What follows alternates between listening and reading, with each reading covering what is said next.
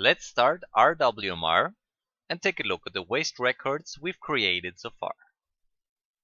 Even if we still have multiple different waste packages in reality, we may choose to bundle those and treat them as one waste item. This process is called batching. A batch is treated as a normal waste record and therefore needs a unique waste ID. We also need to provide a batch date, a responsible worker, the target facility, as well as a type of waste we are batching. This will fill the list of similar waste records suitable for batching. Going back to our list, we see one new waste record called non-routine batch 1 that was generated by processing. By default, we only see the current active or open waste records. Using the filter, we can also view closed or historical records, which are kept for traceability. So let's take a closer look at the batch we've created. At the very bottom on the processing info, we see links to the closed, historical or original waste records that went into this batch. Clicking one of those links takes us directly to the closed waste record with a bold warning that it should not be modified, because it usually does not physically exist anymore. Here the processing info gives us a link to the output record that was created during processing. So let's go back to the batch and check the other original waste item.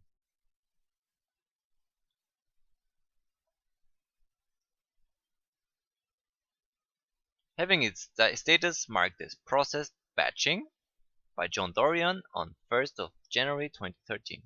A warning discourages us to modify the status as the waste item is already closed. We next want to treat our historical waste to keep our poor John Dorian busy on this New Year's Day. We decide to compact the waste and provide a treatment ID, an image of the compacted waste, as well as some secondary waste that has been created during the treatment.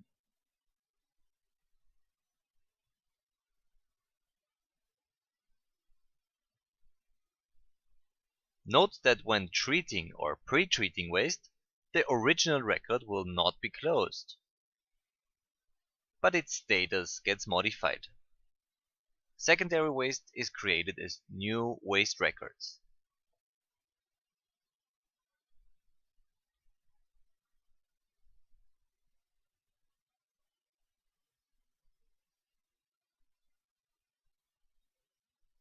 The overview shows us that the current status of the historical waste is processed, treatment,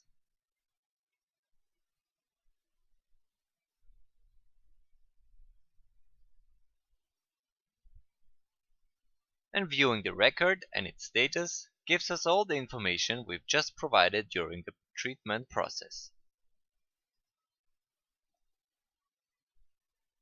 The processing info under Waste Details links the site waste that was generated during the treatment, just as we've seen before.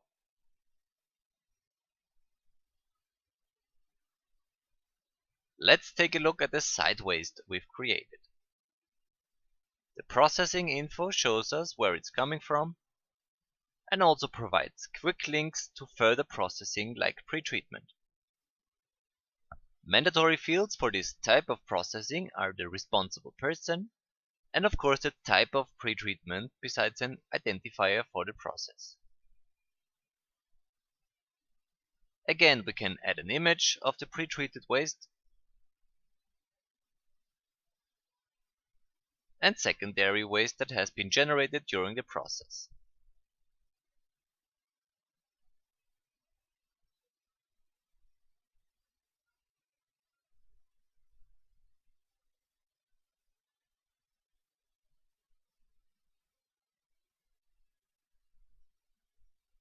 Going back to our overview, we now see more site waste records as well as the process status of the waste item we just pre-treated. Drilling into the details, we see all the information we've just provided during the pre-treatment process.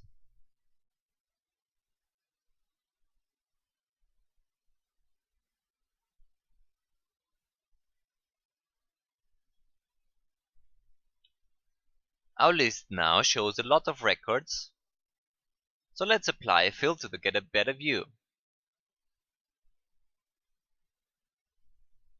I suggest we create a new batch and tidy up a bit before we start immobilizing all of the site waste items. We need to provide a new waste ID, some processing details,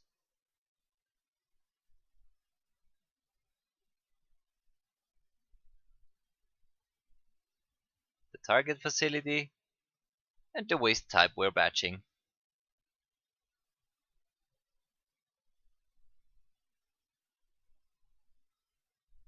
And we'll include all of our site waste items. So going back to the overview, we only have to deal with one batch rather than 4 single waste records. When immobilizing the waste, we need to provide a date, a responsible person, and some optional data.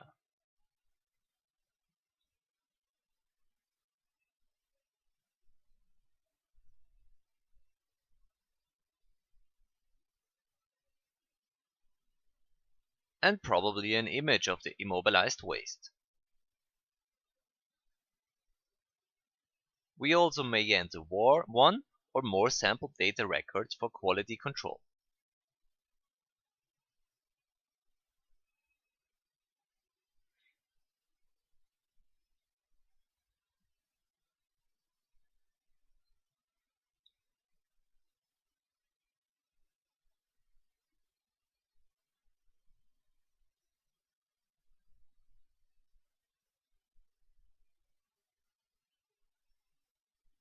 Back in the overview, we see the batch marked as processed immobilization and generated by processing.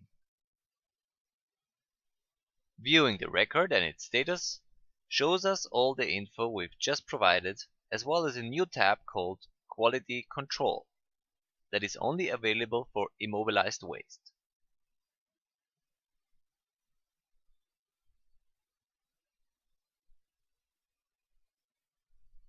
Looking at our list, we now have 2 records of processed and 2 of unprocessed waste. It's time to pack the unprocessed items up, so let's check out the packaging feature. Providing a date, the target facility, the responsible person, and the waste type,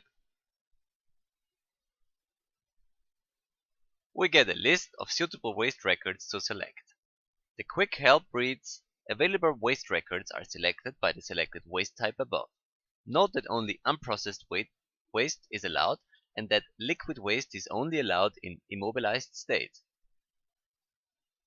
On the next tab, we can enter waste IDs for all the items that are created during the packaging. This could be one or many packages of the same type.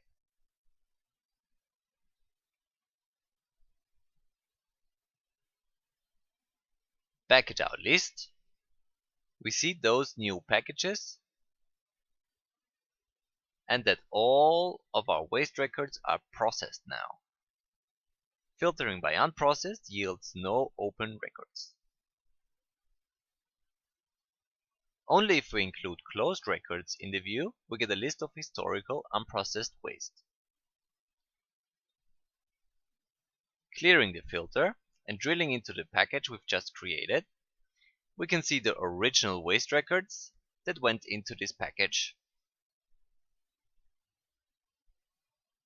and the waste status page.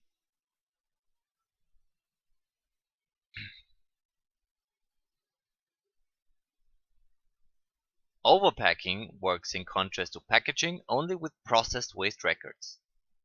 So let's try and create one huge overpack for all our waste that has been processed.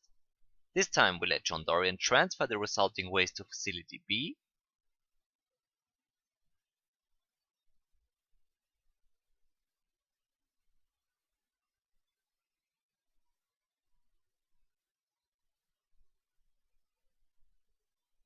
Let's enter some additional data.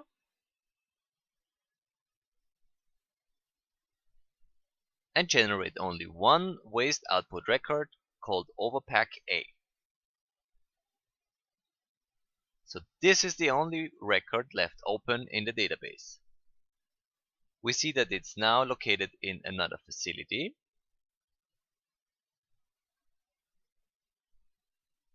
Was stored by John Dorian.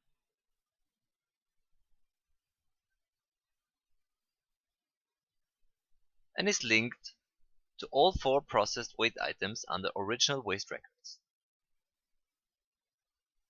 Going back to the list, we can view the list of all historical closed records that led towards the one overpack that we are now going to transfer back to Facility A before releasing it from regulatory control.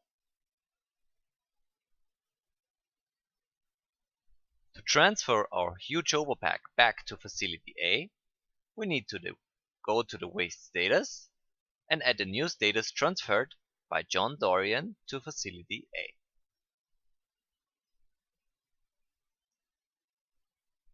The status list now shows us that the item was stored and now is transferred.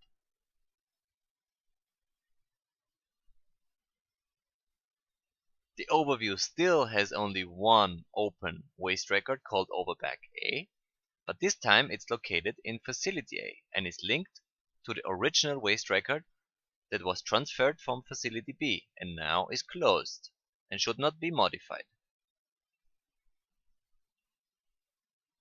So let's go back to the open waste record and release it from regulatory control by adding a waste status and also send John Dorian home to celebrate the rest of New Year's Day.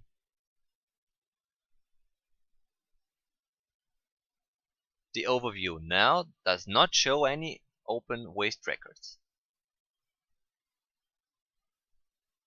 Only historical records like the Overpack A that has been released after being transferred.